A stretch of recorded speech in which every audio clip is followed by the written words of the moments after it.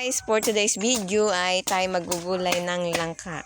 Yan ang asawa ko, nagbabalat ng langka, guys.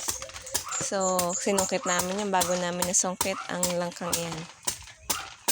Yan, binabalatan muna niya. Sobrang madagta, guys, yan. Dagta, kailangan may mantika, yung kutsilyo. Ang lupit niya makadagta sa kamay. Bali guys, naglagay pati ako ng mantika sa kamay para hindi kumapit yung dagta. So gagawin namin, gagataan.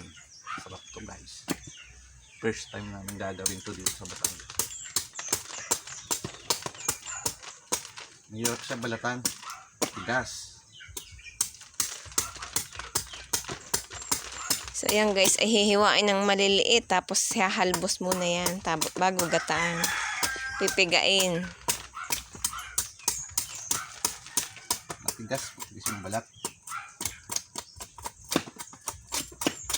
Bale guys, dito kami magluluto. Dito sa aking garden. Yan, sa ginawa kong yan. Diyan kami magluluto.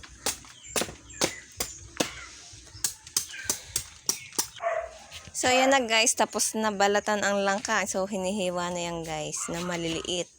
Tapos, hahalbos na yan maya-maya.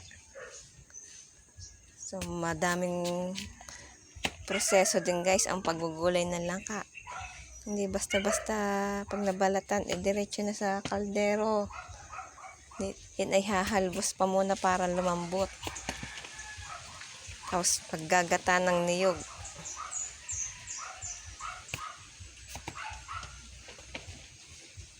Ayan, aabangan natin mamaya ang pagsasalang guys dito sa